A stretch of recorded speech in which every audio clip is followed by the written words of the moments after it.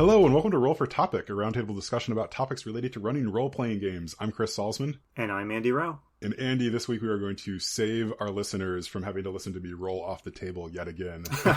That's right. We're taking an extended break while Chris has an analysis done of his gaming and recording space, and he's getting proposals for constructing a system to keep him from rolling on the floor every single time. Yeah, it's very expensive, but we think it's worthwhile. Yeah. So, yes. Today we're going to be talking about convention prep.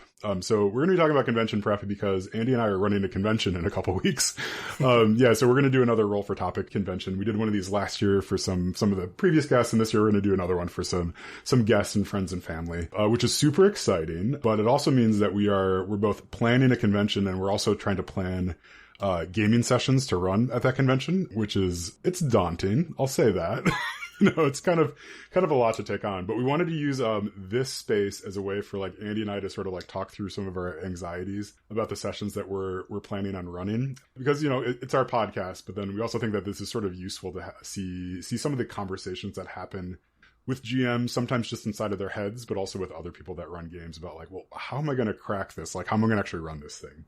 So without further ado, I'm going to ask you, Andy, so can you tell us a little bit about what you're planning on running at the convention and if you're running into any issues? Yeah, the game I'm planning to run is a 3-hour one-shot of Twilight 2000. Mm-hmm. Specifically, the latest edition of it, which was kickstarted maybe a couple of years ago. It's a really nice box set. I have a very old edition of Twilight 2000 that I picked up, I think it's a garage sale or something years ago. And it's just it's been on my my list of games I've always wanted to play because it's post-apocalyptic, but it has a different spin than your sort of standard Fallout, Mad Max type of post-apocalypse. Oh, interesting. Okay. As you know, Chris, since one of the challenges we gave ourselves for this gaming convention was to run something that we've kind of wanted to run for a long time but never gotten around to run it. Well, So that's exciting, but it also means, at least for me, that there is a little extra anxiety attached because there's a reason I think most of us haven't run these games. Yeah. And in this case, it's because Twilight 2000 is a little bit of a beast to wrap my head around because in a hobby market that is full of cool narrative genre emulation type games, this is a real throwback to military simulation. Death has a whole foot and maybe half of the other foot in the war game genre. Yeah. So it's just different, and the challenge I am facing is not, can I understand these rules? Because I can, but can I communicate this in a couple of hours to players that will have different levels of experience with more wargamey games and maybe different levels of interest in the sort of realistic combat that this game is trying to, to simulate. So anyway, I just went on for a very long time, but that's what I'm running, and maybe I gave you a little insight as to why I'm feeling a little nervous about it. Yeah. So I guess I have a couple of questions. So I'm not familiar with this. This is a leap. Is this related to the Twilight Struggle board game, or is that a totally separate thing? It is not. Okay. It is not related to that wonderful, wonderful board game. Okay. So then my question is, right, so you say war game. I'm imagining that there is a intricate map with a bunch of hexes on it that are dividing up post-apocalyptic Europe and stuff. Is that the style of game that we're thinking about? Yeah, it comes with a gorgeous hex map of Poland, which is fantastic. But it is also has that sort of hex map aesthetic on the level of tactical combat, which your PCs are engaging in. So the scale it's working on is normal RPG scale. You and a couple of other people are roaming around in immediately post-apocalyptic Poland, getting into fights. But when you get into fights, you break out a hex map of the buildings, and it's about the complexity level of playing BattleTech, which is to say, this is the first time in a long time in an RPG book I've seen rules for which types of terrain, block line of sight to what extent, that kind of thing. How much cover does this type of hex provide? That's super wargaming, and I love that to bits, but I also haven't done it in an RPG in as long as I can remember.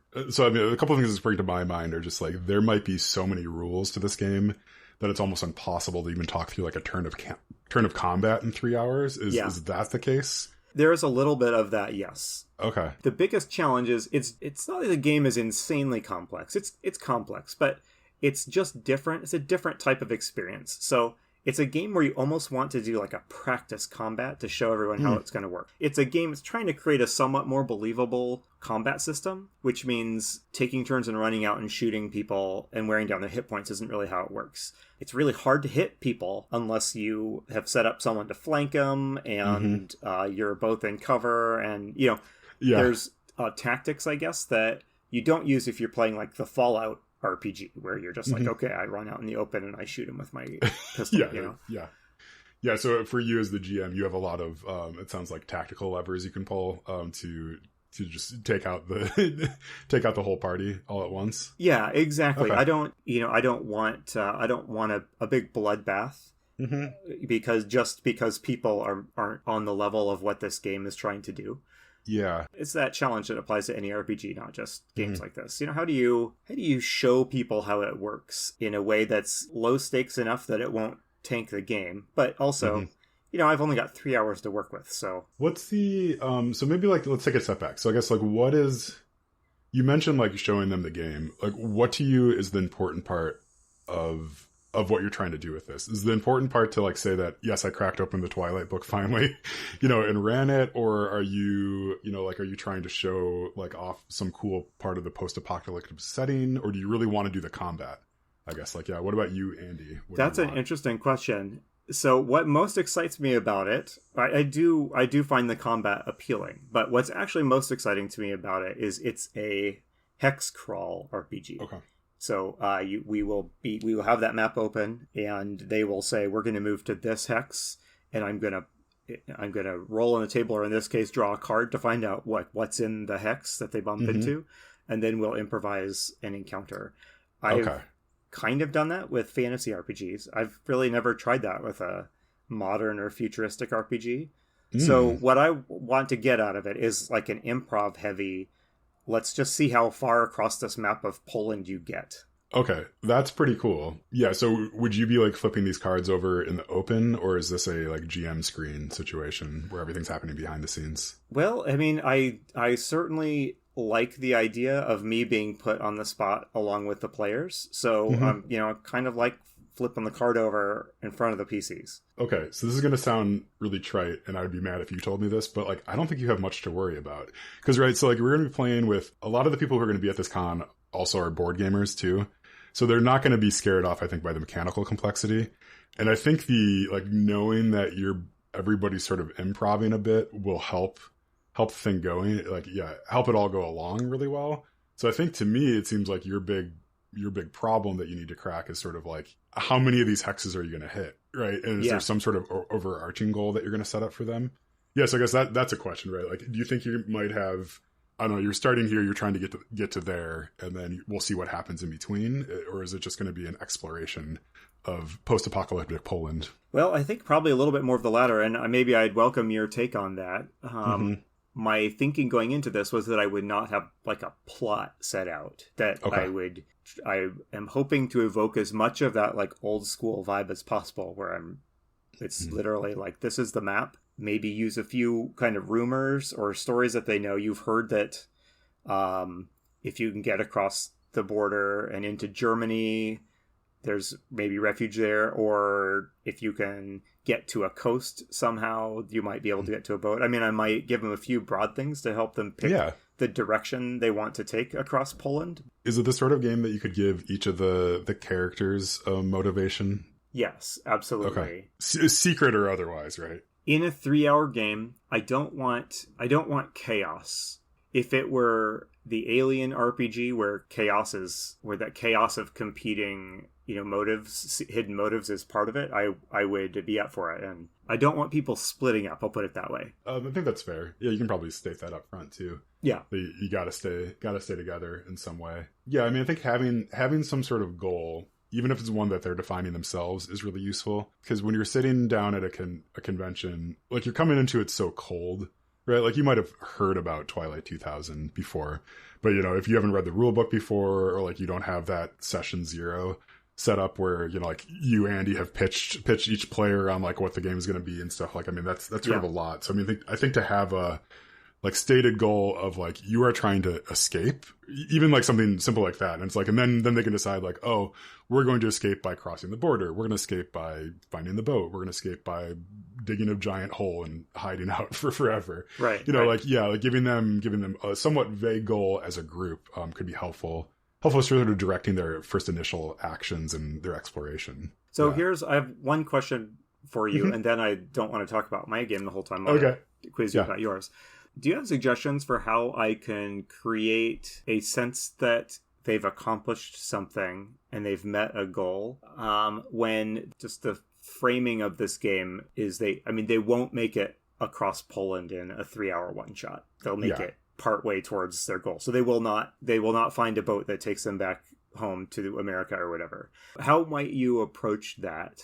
And do you think that I really ought to give them some sort of a concrete goal that they can accomplish by the end of the session, or not? What do you think? The thought that immediately came to mind, and you know, take it or leave it, but I wonder if you could do, okay, what if they're mail carriers, right? So like, what if they're the group that's tasked with delivering messages, you know, like across Poland or something like that.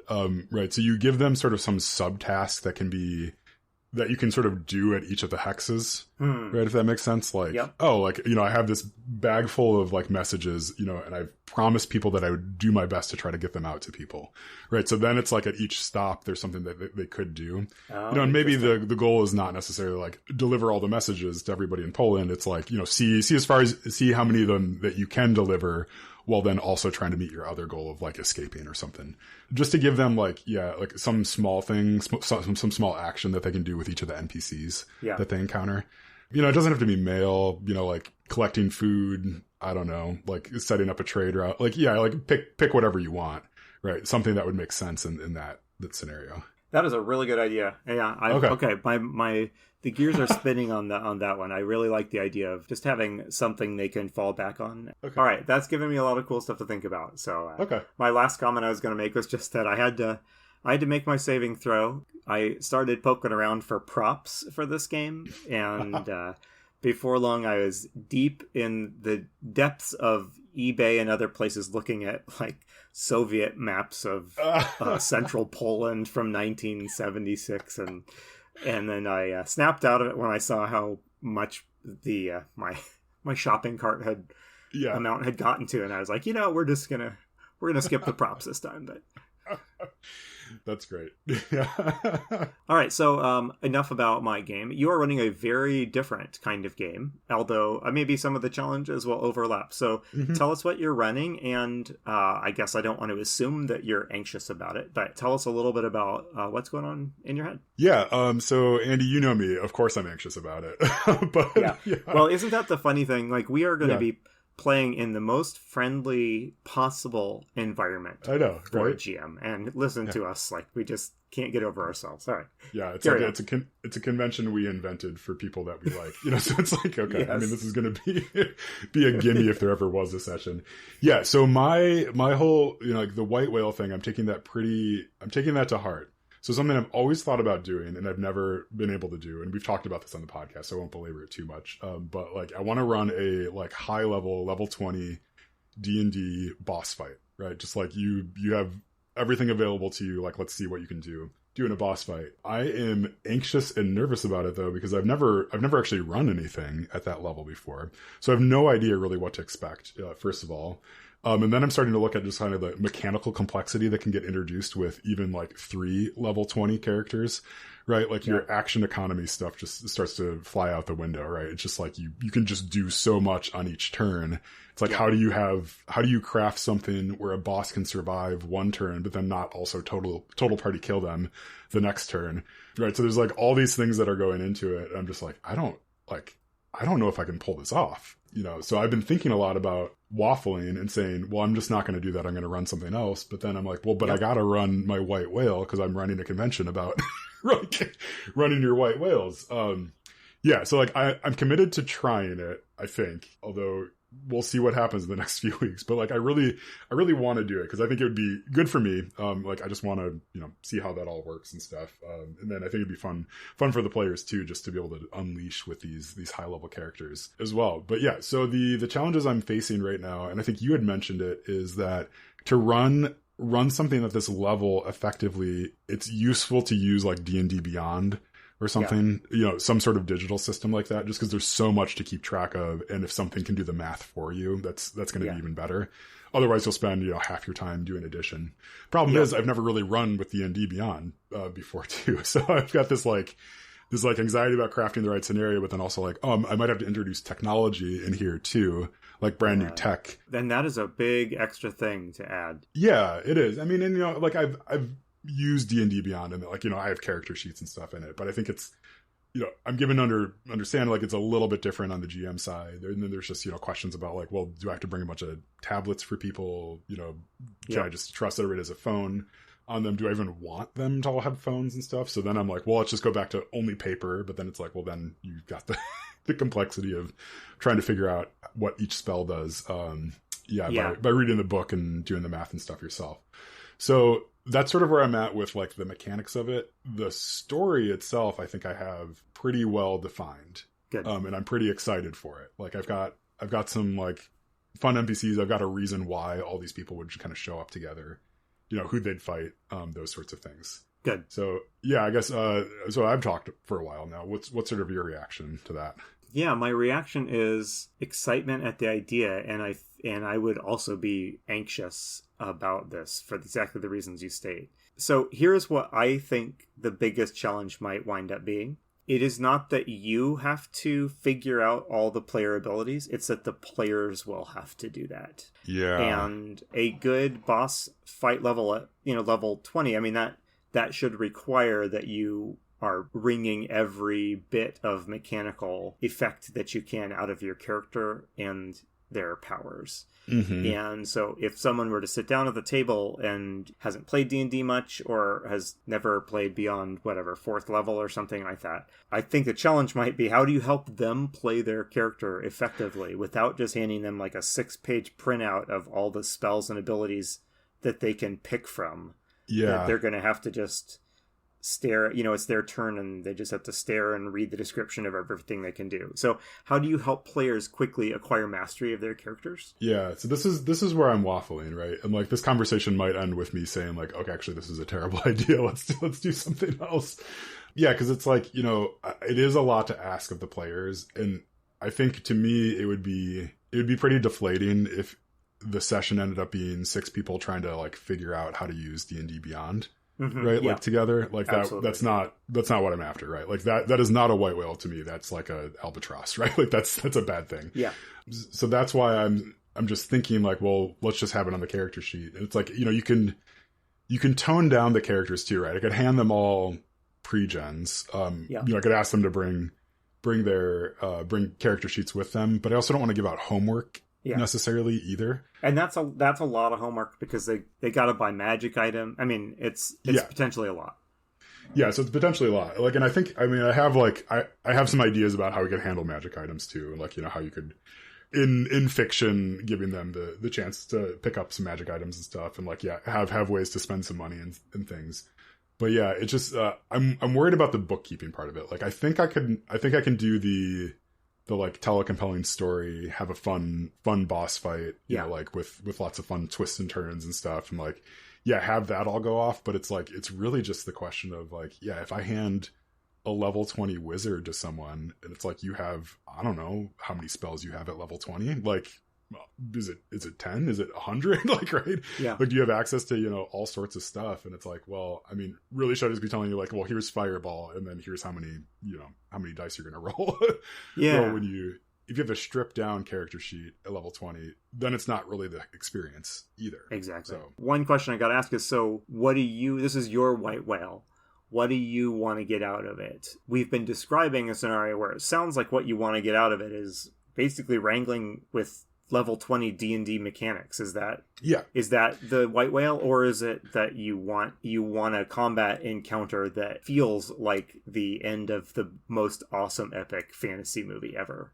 Because the latter, you can do with, whatever, lasers and feelings, I know. if you want. So what do you want to get out of it? Yeah, that's a super good question. I think it's grappling. The white whale portion of it, to me, at least as I've initially conceived this, is definitely the, like, let's grapple with, like, the high level, like, all the stuff that, I haven't gotten a chance to use in the, in the player's handbook. But that seems like, I don't know, just the more that we're talking about it, that seems like a very, like, not super fun necessarily without some of the, like, the built up knowledge of the campaign going into it. Yeah, because, like, I mean, I've had epic boss fights before. Like, I've run those before, and they did not happen at level 20, right? They can happen sort of at any level that the characters are at, with the right description and stuff. Like, you don't have some of the mechanical awesomeness that happens, but it's also, like, it's fine. Like, you can still tell those stories. Yeah. So I don't know. It's like, the more that we talk, the more I think about it, the more I'm just like, I don't know if this is the right thing to do at this style of con. If we had 2 3-hour sessions, then you're running the con. You know. You can choose how many sessions you have. I'm gonna cancel everything. Yeah. But yeah, it's like if you had 2 sessions, like one devoted to character creation and understanding your characters and stuff, and other to actually doing it, that might be a little bit different. So, like, I have other ideas of stuff that I could run at the con that would be a little bit more approachable, but it also just feels, I guess, okay. So, like, let's get down to brass tacks. Like, the real anxieties here is, like, so I've kind of put my flag in the sand. Like, I've said, like, this is what I'm going to run, and like, the more that I'm prepping and getting into it, the more I'm like, I don't know if this is going to be fun for anybody. So should I just, like, pull the ripcord and do something else? And it's hard to know if that's your GM anxiety speaking and you need to push past it because you'll have fun in the end, or if that's your brain telling you, like, legitimately warning you, you're investing energy into something that's not going to pay off for you. I know, right? Yeah, it's like I need, like, maybe a year of therapy in between now and the con to really sort that out. Let me throw something else out there. Those are all great points. So I was trying to think, what is different about level 20 characters fighting a boss? What's different about that besides that they have bigger pluses and more spells in their arsenal? What's different from, like, just a great level 4 boss fight? And one thing that sprang to mind that would be challenging for a one shot, but what is a level 20 fight? It's a fight you played for like 2 years together with these people to reach, right? Yeah. So some of, like, the guidance for the characters would almost surely be like, your favorite move in combat is to cast bull strength on so and so, and then whatever.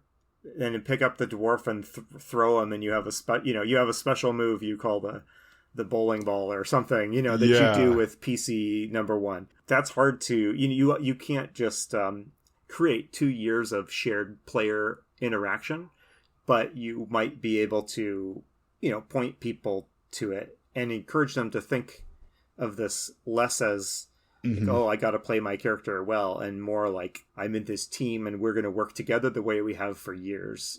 Yeah. Okay, Andy. So this is maybe a good idea, but maybe a terrible idea. What if the conceit of the session is that, like, I found like a dusty starter set in the attic and pulled it out, and inside there were, like 6 character sheets from, like, this old adventuring party inside, and, like, so each of the character sheets is, like, fully filled out, right? But then there's, like, stuff circled, right? Like there is, like, written in the margins, like, like, Bull Rush with, like, with Thok the dwarf, right? Like, like, pointed out like that, so you can kind of guide people in that way. And it's like, and then, like, and then the GM like, left, like, there's, like, this final scenario in here, and, like, okay, so I think I just talked myself into that as an idea. All right. So if you're planning on playing the session, don't listen to the previous 30 seconds. That's right. Yeah. Okay. Yeah. You've got to, maybe just switch off the podcast real quick for a minute. Okay. And, I mean, I know we don't have a ton of time before the con, but, like, make those player character sheets. But you got to put doodles in the side. You got to put, someone used the margins to track, like, their hit points in every battle for the last 72 game sessions. You've got to, there'll be incomprehensible notes that they jotted down and, like, not comprehensible to anyone else. Okay. All right. Well, so now I got to figure out how to do that. Okay. So thank you for talking through this, but I think that's the hook that makes it work, right? Is you're totally right. Like, giving the players the clues that they need for actually having how to run these, run these characters. I think that could work really well. So now we're going to spend the next, 2 weeks like chatting about this offline. Yeah, of course. not in front of the mic, but I have one final piece of advice for you, and that is, I guess I do not really want to tell you to learn a new system in the next 2 weeks to run this crazy, challenging scenario. But, one option you have is to grab the basic D&D rulebook, which is the one you would be finding in someone's attic if you're going to play into that. And the rules are, significantly simpler and more GM calls and less rules to memorize. So okay. I don't have any idea if that sounds impossible to do in just a couple weeks, but you do have some options for D&D that's not for high level interesting D&D that's not the 8-page printout that is your level 20 5th edition druid. Yeah, I think you're right on. Like so you said something that like I'm really kind of grabbing onto is like, like playing an epic boss fight doesn't have to happen at level 20. But I think, if I can find a way to do this now with this new direction, it might not be at level 20, and I think that would still be okay. Like it'd still be interacting with the game in that way, or like you said, like just have a totally different system, and that's fine too. Okay, all right. Well, now I have a lot to think about now, but you've made it so I'm actually excited about this idea and not anxious about it. Okay, like only anxious. So that's good. Yeah. Okay, well, Chris, thanks for kind of deviating from our usual format here, and thanks, listeners, for listening to a couple of self-pitying GMs moaning about the fact that they have to do the thing they love doing. So. Yeah, I mean, I hope it's helpful, right? Like, I think the core idea of this podcast has always been, like, demystifying GMing a little bit, like what actually goes into it. So I think a lot of people look at, like, all the books and they're like, oh, I could never do that. And it's like, well, I mean, really what it comes down to is just sort of thinking about what's cool, or, like, yeah. And then like, I mean, there's some rules and stuff, and that's great. You can tell I'd be a great level 20 GM, but I think exposing some of these conversations out loud is always a good thing too. Hopefully this was interesting on some level. And if you've been listening to this and being like, what are these people doing? Like they really just need to do this.